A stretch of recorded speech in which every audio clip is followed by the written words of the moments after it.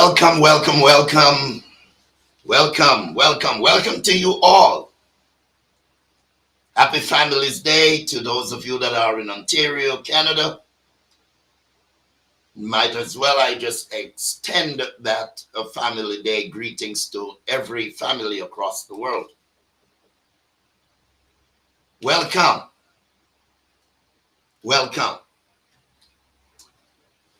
This is the Dr. Sterling live talk show. The Truth. This is the Dr. Sterling live talk show called The Truth.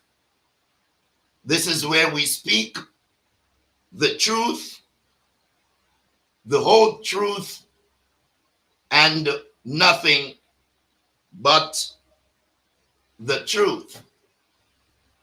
Today is Monday, February 21st in the year 2022. I want to welcome you to the Dr. Sterling live talk show called The Truth. Today in the province of Ontario in Canada, we celebrate a provincial holiday called Family Day. I would like to take this opportunity to wish everyone in the town of Shelburne, across the Dufferin County, across the entire province of Ontario, across Canada and across the world, Happy Families Day. Especially for today, but I wish you God's blessing on your family each and every day, whoever you are, wherever you are. Happy and blessed and prosperous Family Day to you and your precious family.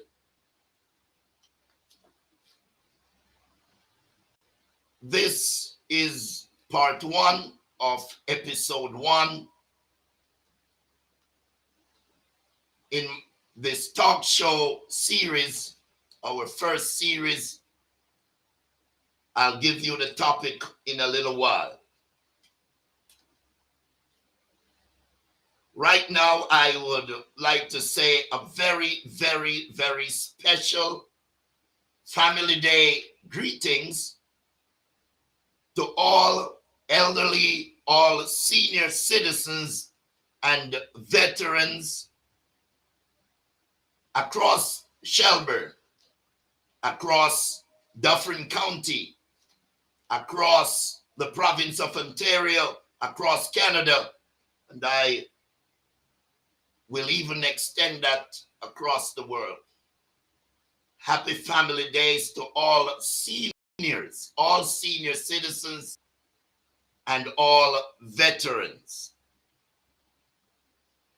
As an immigrant citizen of Canada, on this Family Day holiday, I take this time to salute all senior citizens and veterans who have fought for and who has worked hard and tirelessly to build and to maintain a Canada strong and free, where immigrants like myself could come and live and benefit and enjoy such amazing freedom and benefit that is passed on to us by such brave and wonderful seniors and veterans, men and women.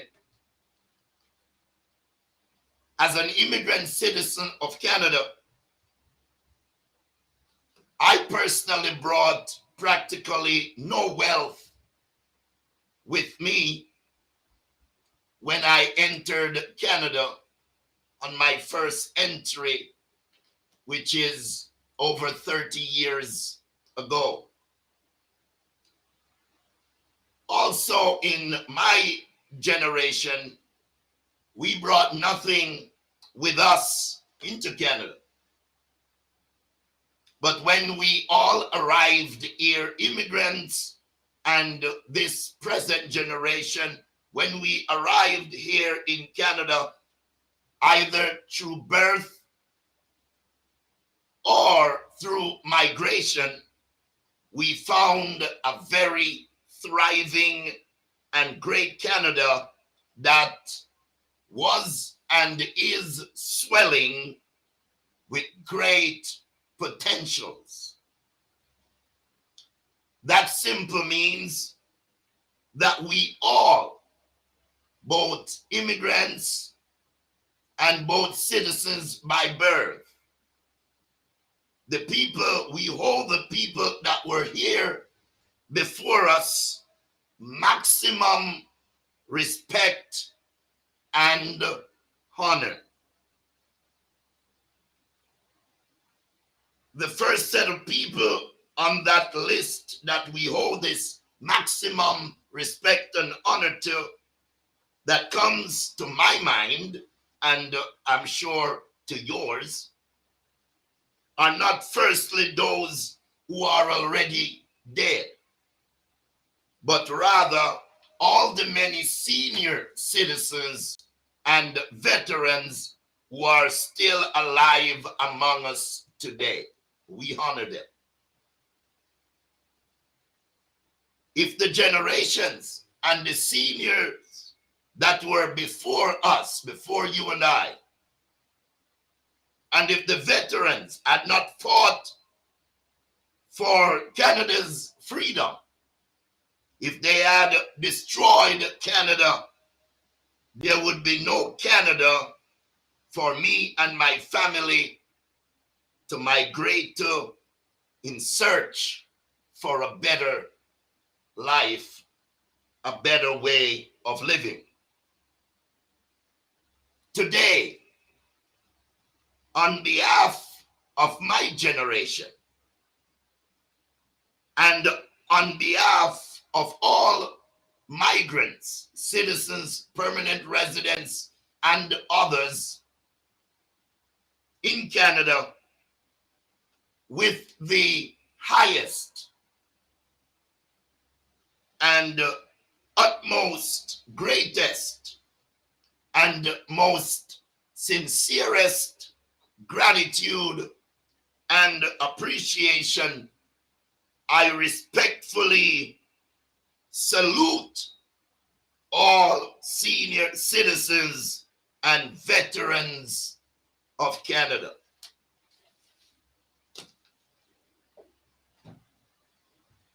Few months ago, someone shared a post with me, and the post was entitled "Only in Canada." And I will read through and maybe elaborate a little bit as I go along on this article, this post that was sent to my attention. I would invite you to pay careful attention to what was written or what is written in that post that I am sharing with you.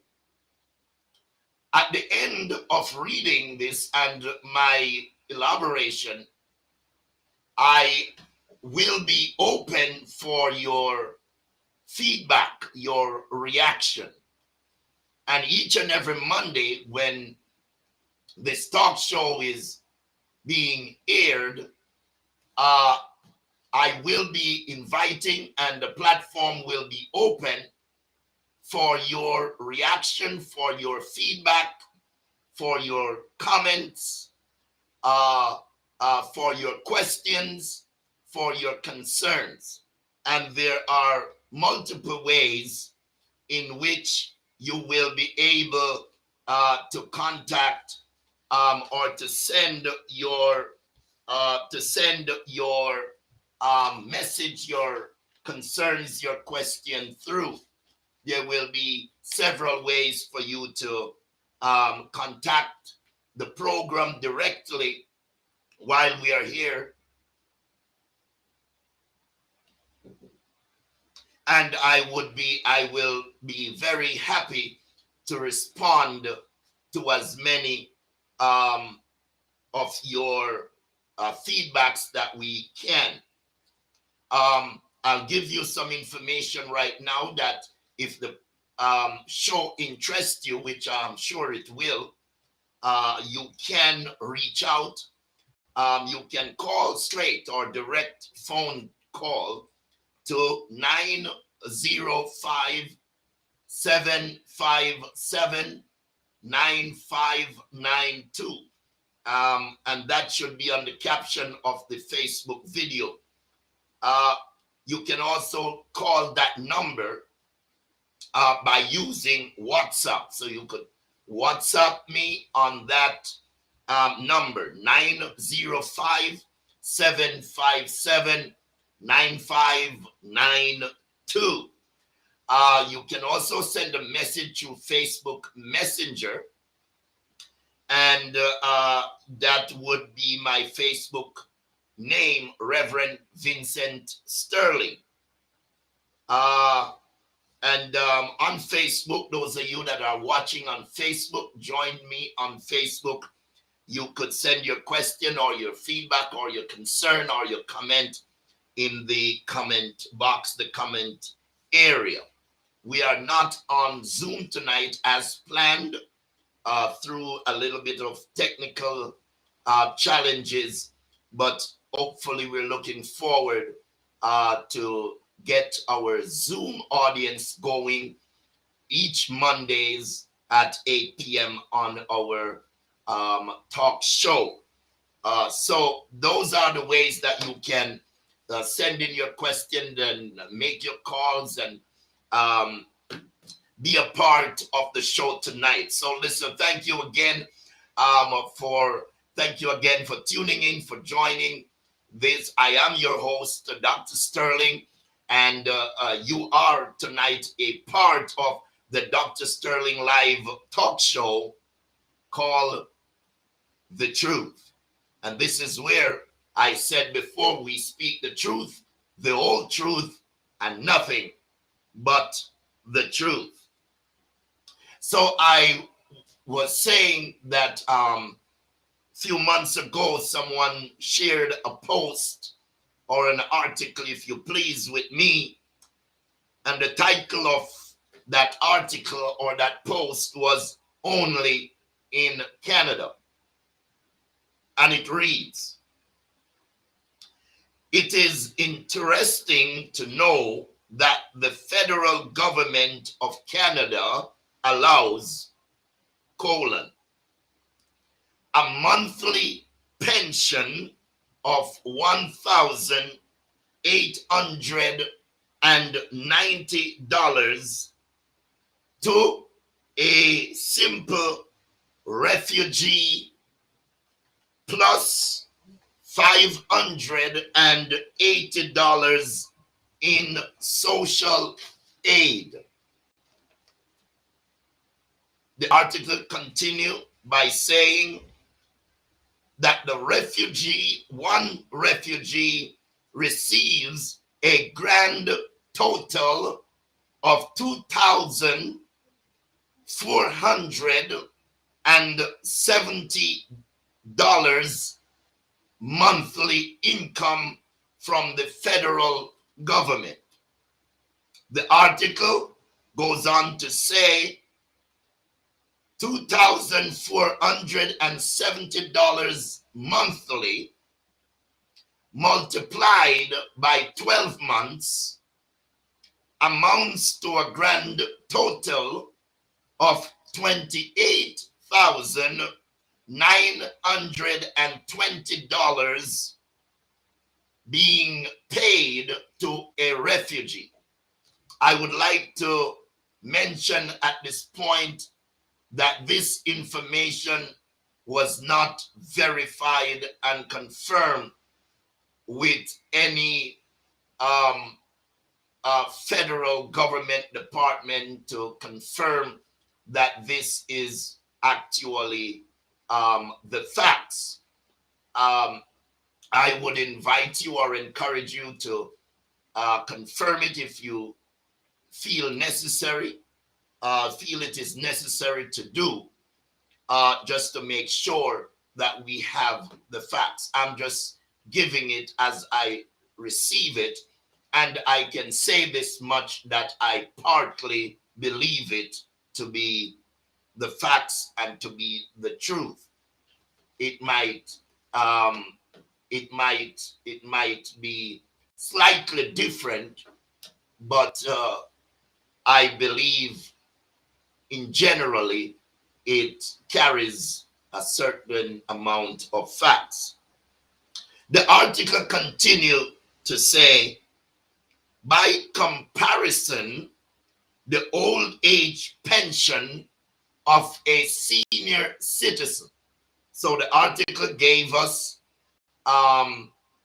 what the federal government allows to happen to a refugee.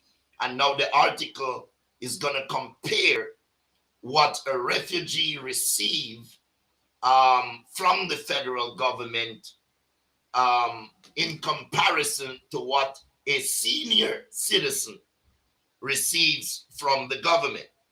So the article reads, by comparison, the old age pension of a senior citizen who has contributed to the development of our beautiful big country during 40 or 50 or even more years of their lives cannot receive more than colon, and then they put amount / monthly $1,012 in old age pension and guaranteed income supplement. For their old age pension and guarantee income supplement, a Canadian senior citizen, according to this article, receives $1,012 monthly. The article went on to multiply that amount by 12 months, which gives a grand total of $12,144 annual income to a citizen. While on the other hand, a refugee receives $28,920 annually. The difference of $16,776 per year.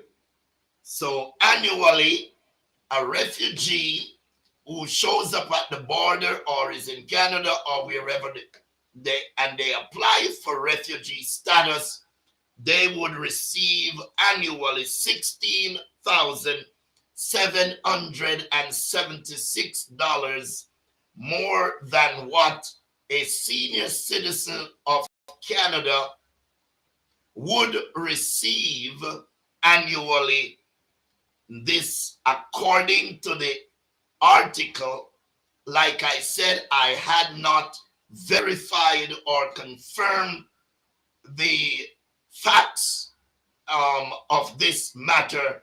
I'm sharing it as I received it. You can go ahead and investigate to confirm whether or not these numbers are factual.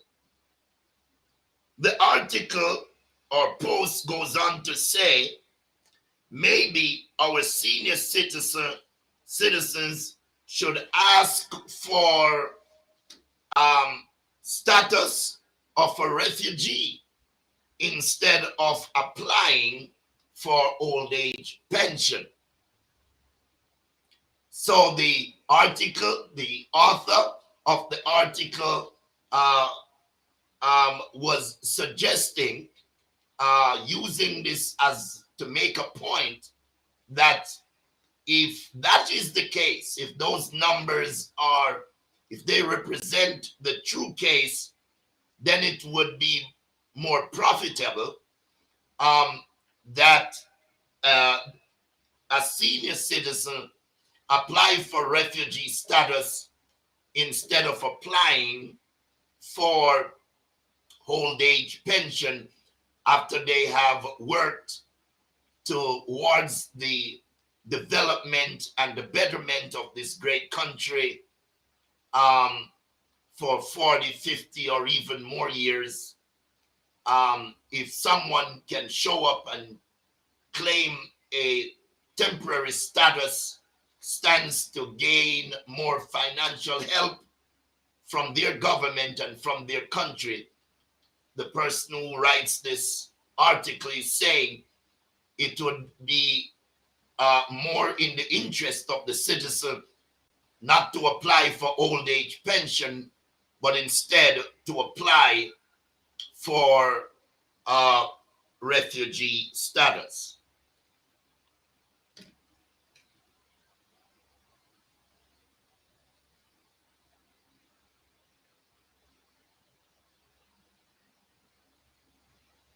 To apply for refugee status.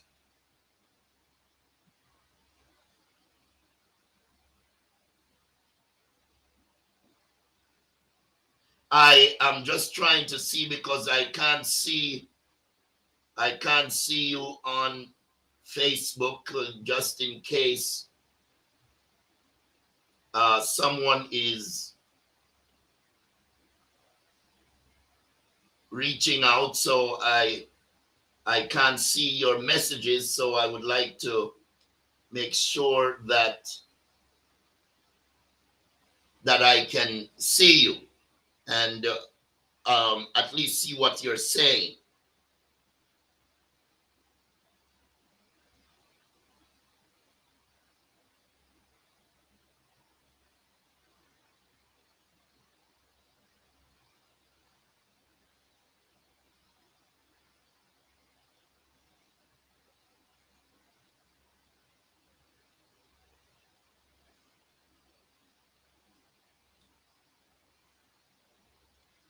Okay, I'm not getting to the page, so let me continue.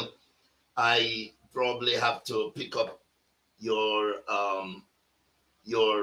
feedback and your reaction later at a later date and respond to you. Okay, so the article goes on to say to call upon as many Canadians not to be silent on this matter, but to get involved. So the author of the article was calling upon us as Canadians to get involved in this matter if this is actually the fact,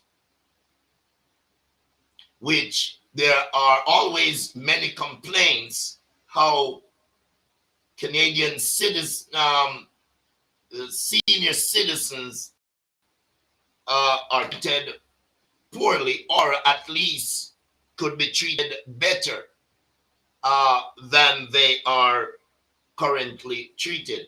But this is not only a Canadian problem or a Canadian matter. It is, I believe,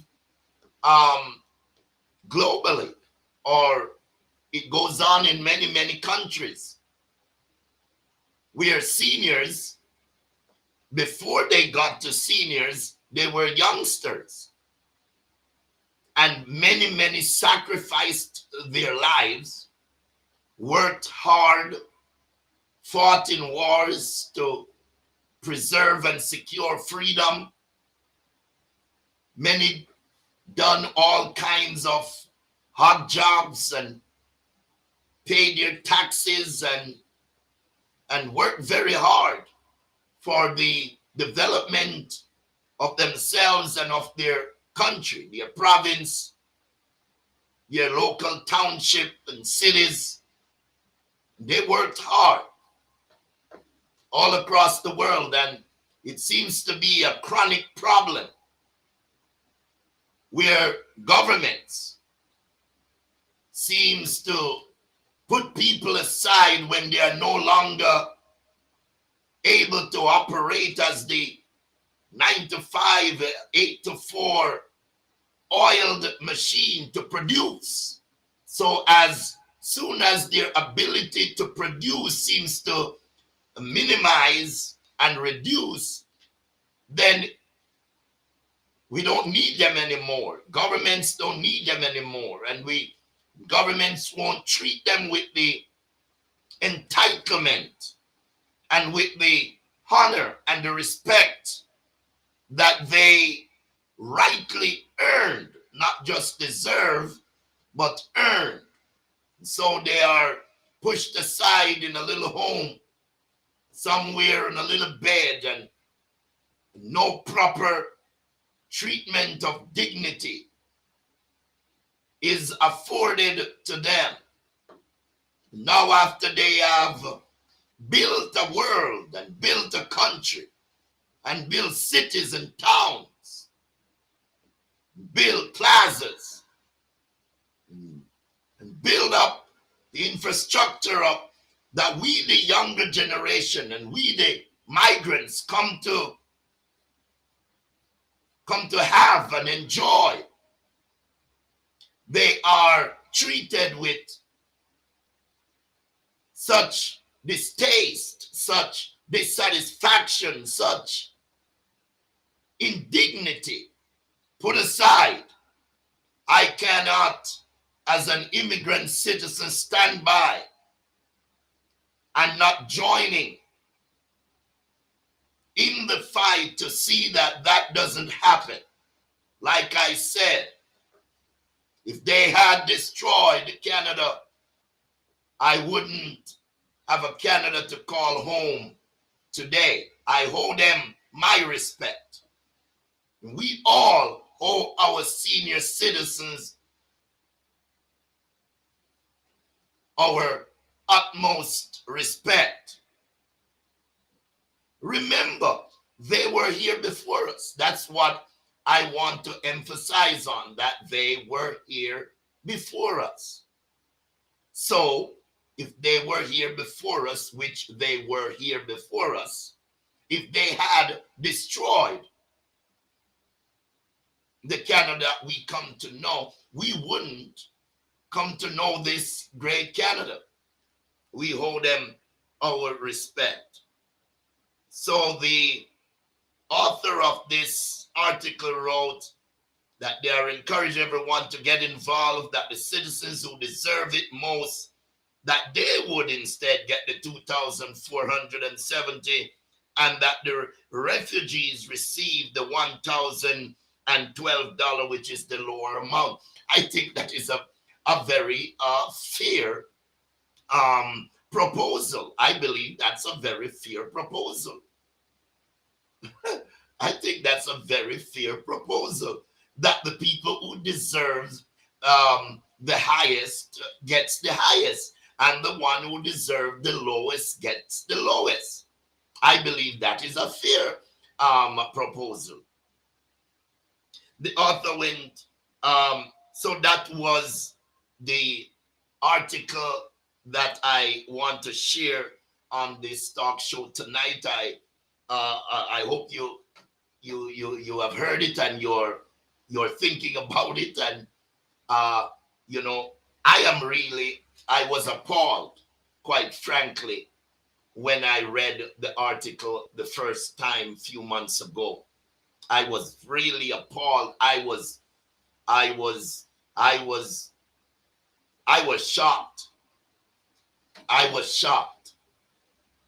I was shocked because even though I've heard, and I've seen, because I've visited a few senior citizens' home in my time here in Canada, and quite frankly, some of the condition in which I see senior citizen. One of my aunt was just in a senior citizen. She passed um, sometime last year, and it's appalling to see the condition in which we put our senior citizens, who work tirelessly, sacrificially, and hard to contribute to the positive and the wealth development of Canada, and to see how our governments allow them to go off, to go out. It's appalling. Especially what I've seen in seniors home that is privately operated. It's appalling. And I've heard a lot of people talk about it, and I've never experienced it myself until I visited a few, and my aunt was there, and I was there with her. I took her there, and it's appalling. It's appalling. It's sad. It's wrong. It's wrong. Quite frankly, as an immigrant citizen, I don't want to live better than those who have tread the path before me, those who have paved the way, those who have made it possible for me and my family and my children to be able to live in a country strong and free. While they are locked away, no, I hold them. We hold them. Government officials, they shouldn't be living the luxurious life and lifestyle that they are living, while the seniors who kept this thing going, who kept this country going, they should live like nothing. They should be treated royally. They should be treated better than the way they are treated. No wonder why countries in the mess that we are, because there's a God that judges mankind and judge humanity and judge our ways. God says we should treat parents, and they are like parents. They are ahead of us. They're not biological parents, but they are our parents in the world who is ahead of us, who begot things so that you and I can enjoy the freedom and the things that we enjoy and love to enjoy. So the author of that article or that post I just read suggested that why not turn around the payment that is being given or allowed to be given to the seniors as well as to the refugee. I think they use the refugee payment in comparison to the senior citizens payment to make a point. That's what I believe the person or persons did, to make a point, to say to the government, to say to the citizens and the people of Canada, this does not look good. This just doesn't look good at all. This is not right. This is appalling. I think that's the point. And I also think, as the person or persons wrote in that post, they were asking for more Canadians to get involved so that this can change. But I have a suggestion. Don't know if it is better than the suggestion made by the person who wrote, or persons who wrote this article. My suggestion is based on the fact that there, in the last year or so, there's a massive uprise of inflation and cost of living that is going on today. Every price for everything, cost of living, is being spiraling out of control in 3 areas that affects especially the lower class and the lower income people. 3 main aspects that we all depend on. 1, gasoline prices has gone. It soon be doubled what it was just a few years ago, 3, 4, 5 years ago. Soon to be doubled. The provincial government is doing nothing about it, and the federal government is doing nothing about it. The next thing that is spiraling out of control is the cost of food. Food is the staff of life, and people must eat in order to stay alive. And what we are finding, or what we are not finding, is the government, the provincial and the federal government, not being proactive, not taking action, and not doing anything to slow down or to stop these runaway trains. That's going to cause a crash and leads to a major calamity. The third thing that has spiraled already out of control and continue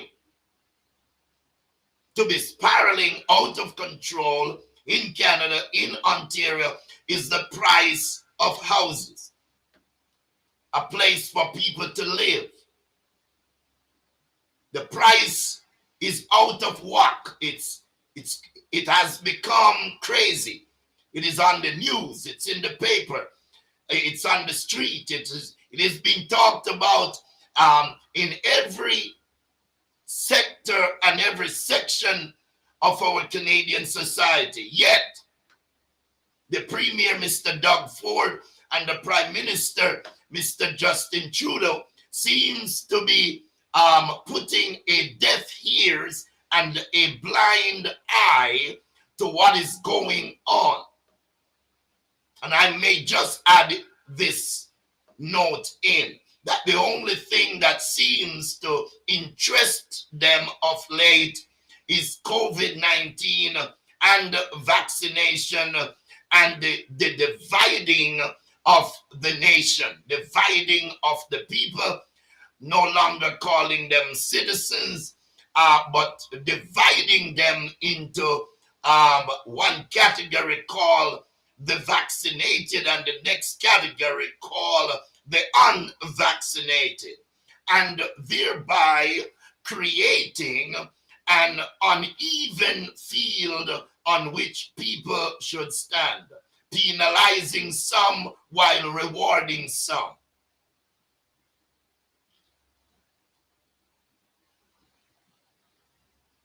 So there are those 3 areas of society: a place to live, food to eat, gasoline to move around. People has to move around for job, for business, for daily routine, daily activities. And those 3 areas are spiraling recklessly out of control. And the government is doing nothing.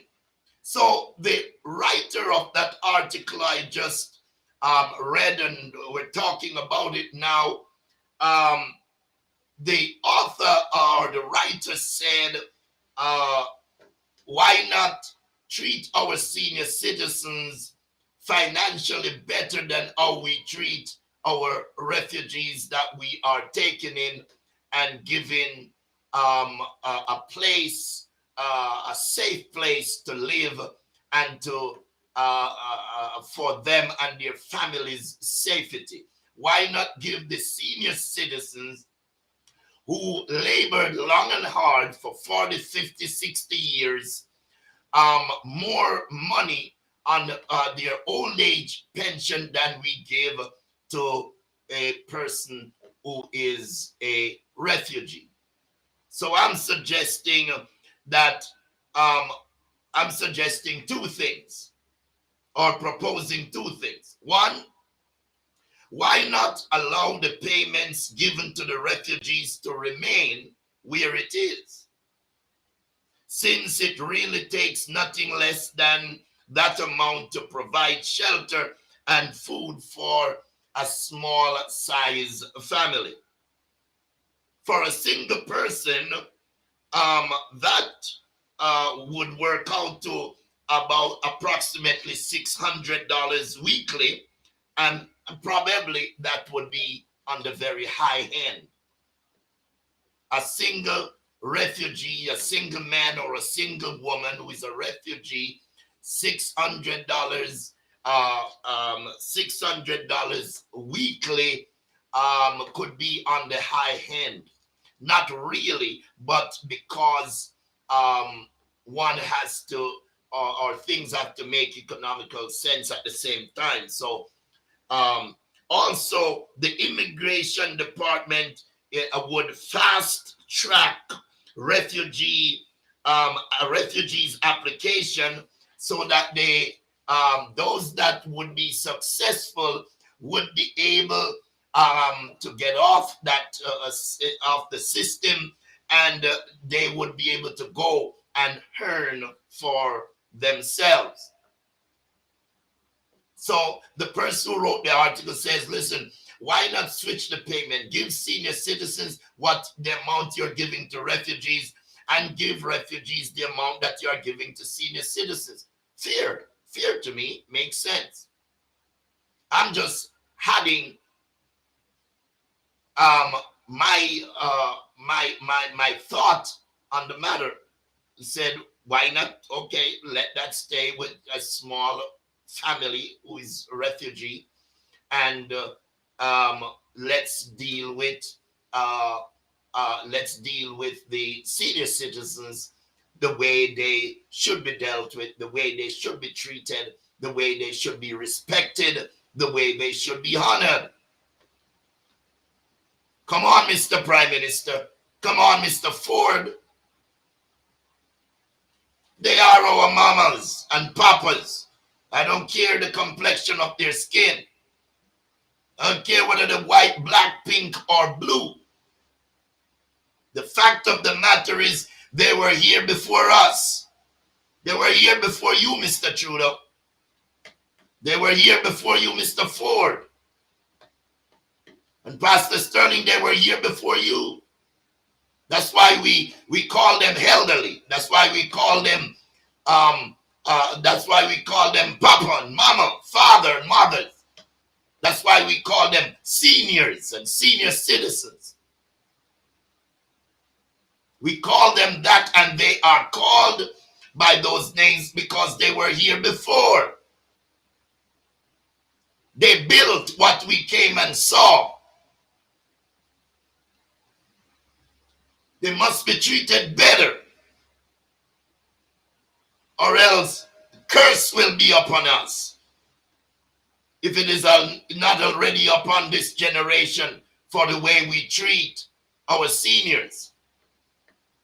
And it's not only government who are responsible for these evil in our society, in our Canadian society and in other societies of the world, but even children,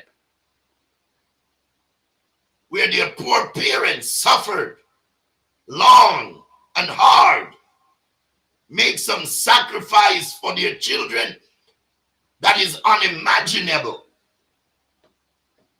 Some parents who are ahead of us spend so many sleepless nights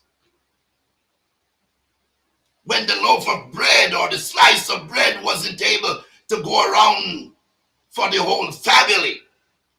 They sacrificed taking none to make sure that their children had to eat. They worked 2 jobs and 3. They did everything. They lack rest, lack food, lack proper care. Because all they were concerned about is caring for their children. And if we don't do better as governments, and if we don't do better as this generation, if we don't do better as children, sons and daughters, to our parents, to our mothers and fathers, to our senior citizens, then a curse will surely come upon us. Our senior citizens has to be treated better and treated best. I call upon the Prime Minister, upon the premiers across Canada, that they would personally take a walk and a visit into some of these nursing homes and old age homes. They should go and come back and report to the public how satisfied and how happy they are with the kind of environment that the senior citizens of Canada are living in. Not only in seniors' homes and old age homes, but also in private homes, where some children who means well and doing their best can't afford to provide properly all the necessities that our senior citizens need.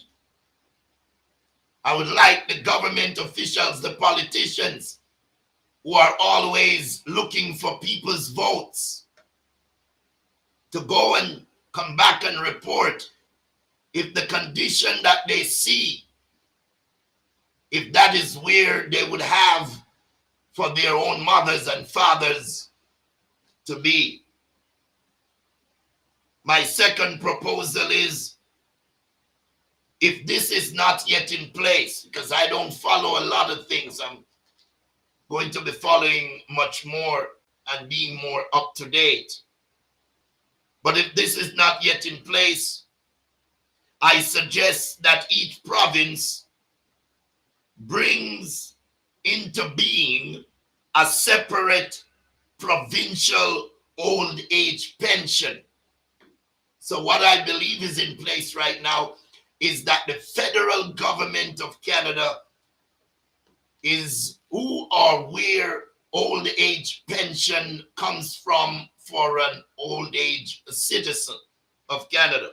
I'm suggesting, since the author of this article brings to our attention that what a Canadian senior citizen is currently receiving is so meager, is so small, is so shameful, I am adding to that outcry, and I am suggesting that one of the things that could happen and should happen, I believe, that there should also be a provincial old age pension that goes along with the current federal old age pension. After all, these senior citizens lived in those provinces, paid provincial and municipal taxes, and they helped with the overall development of the province. Or the province should play their own role, should take care of their own part of the responsibility. The bottom line is, I don't want Canadian citizens and veterans to be scraping the bottom of the barrel month after month, until they slowly pass away. Every Canadian, every Ontarianian, every Ontarianian, every senior citizens and veteran deserve better. They all deserve the best. That is my presentation for today, on the Dr. Sterling live talk show. The truth. This is where I speak the truth and nothing but the truth as I see it as the truth. So I want to thank you for watching, for joining in with me tonight on the Dr. Sterling live talk show. Thank you so much for tuning in. Thank you for watching. I am not able to see your comments or your feedback. I am sorry about that. If you have sent in any, I'm just checking to see if I can see any comments that anyone have sent in.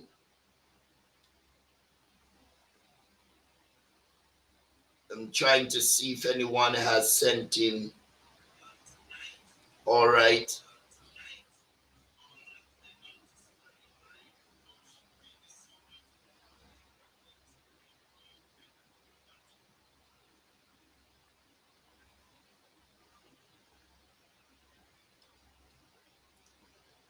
All right. Okay. We have one comment from Shelley Weatherby. Says, greed has taken over our world. I never seen so much selfishness and so much ignorance. And that is such a profound statement and a feedback, and lines up with what I've been talking about tonight: selfishness and greed and ignorance, selfishness.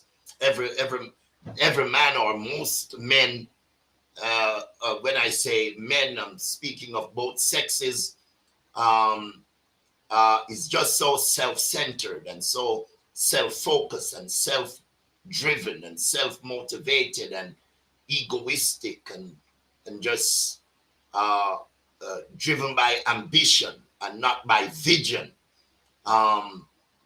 Just caring about oneself and not having any interest in caring for others.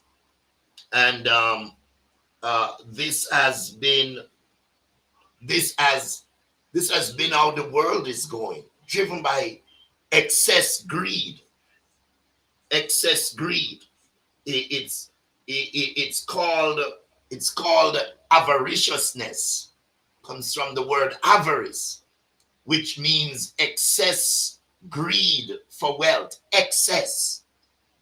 It's one thing to go after wealth, which nothing is wrong. We're living in a world that we got to be able to afford life.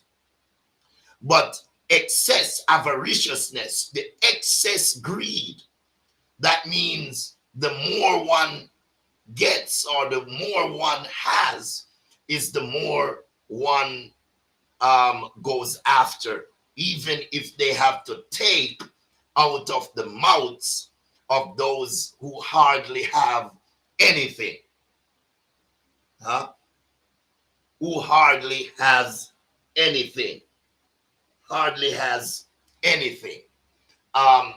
But like I said, as an immigrant citizen of Canada, today is not the first that you're going to hear me talking and sharing my concern on this subject, that our mothers, our fathers, our grandmothers and grandfathers, those who paved the way, our senior citizens, our veterans who fought or who was prepared to fight to secure and preserve the freedom of this great country. I'm not going to just be one of those who I'm just glad I'm here and I can get as much as I can get and I'm going to pay my respect. I'm not going to hold that. I'm going to pay it. And I'm doing it right now. That's why I'm talking on the behalf of who I owe this respect and who I owe this honor. I owe every senior citizen of Canada. I owe them. I owe them. I don't know about anyone else, but I know I owe them. I owe every veteran who picked up arms and fought for the freedom of this great country. I owe them. I owe them. And while they are maybe not looking for me to show up at their door and to give them money, they are deserving of my honor and my respect, and not just of mine, but they deserve it from the Prime Minister. They deserve it from every mayor. They deserve that respect from every premier.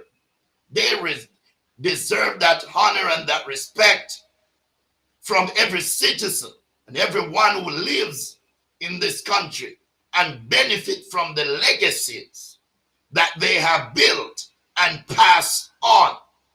They must be treated with honor and with dignity.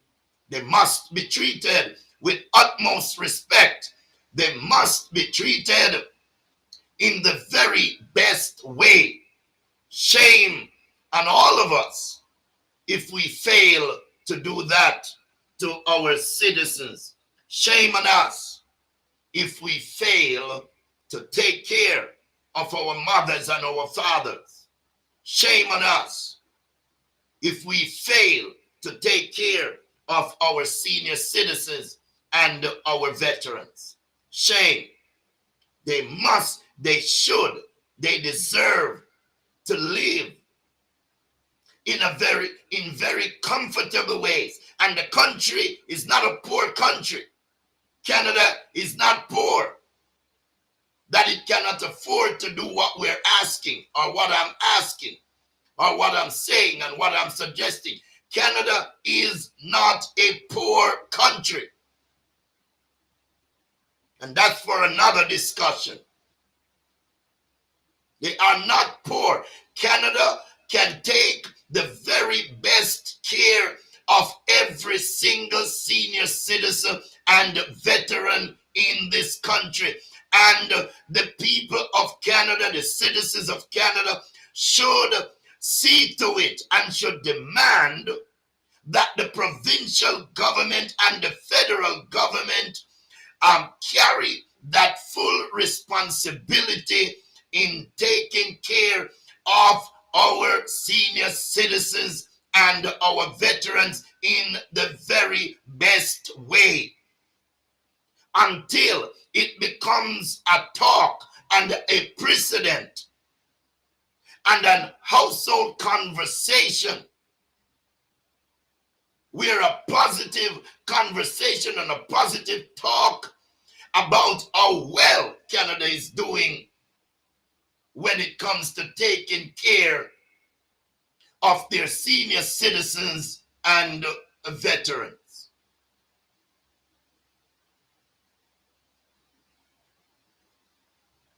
It makes absolutely no sense for Canada and Canada's government to go around the world trying to paint this picture that we are the best country in the world to live. I heard the Prime Minister just said it not too long ago, and everybody's always, even when that is true, or even if that is so, it cannot be so when our senior citizens are living impoverishedly, are not living in comfort, are not living in dignity. They are not living well until slowly the time comes when they pass along.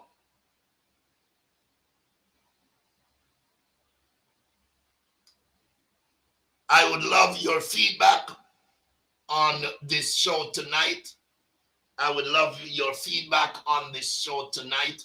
So please remember, you can call straight 905 757 9592. You can also call and WhatsApp, same number, 905 757 9592.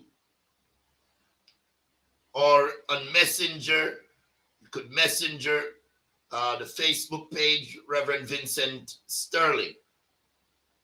Or on Facebook, you can also, in the comment, write a comment. You could write a comment on your feedback or your concern or your question in regards to our discussion tonight on the Dr. Sterling Live talk show, The Truth.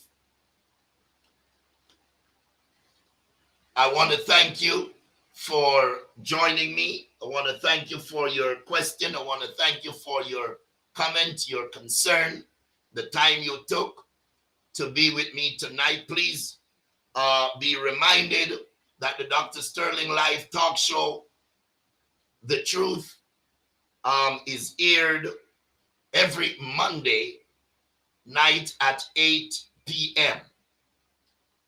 Please share this video with others, with everyone, especially with those who share the concern that we shared tonight. Please plan to join me next Monday at 8 p.m. Eastern Standard Time, where I will be sharing on a different subject matter, or possible a part 2 of this episode as we look at how Canadian senior citizens and veterans are being treated or allowed to be treated by our provincial and our federal government. I also invite you to, you can send in articles that you would like for me to discuss or to just to engage the public with in. So you can send in a night's topic that you would like us to discuss, questions that you want to ask, or you're looking for answers, and let us know on any subject matter. Please, I invite you to be a part of this. It's only going to get more excited and more interesting as we move forward. Having said that, I want to thank you for tuning in. I want to thank you for joining. I am happy I was able to share with you, and I'm very happy that you were able to join with me tonight. So thank you, and take care of yourself, take care of your family, and let's be there for our senior citizens. They were there for us. Now it's time for us to be there for them. They paved the way. They were ahead of us, and they have passed the baton on to us. Let's run a good race. And while we are running our race, let's remember those who ran before us and secure the path so that you and I could run. I want to thank you again for joining in. I'm looking forward to being with you next Monday, 8 p.m. Eastern Standard Time. Thank you so much for joining with me on the Dr. Sterling Live talk show, The Truth.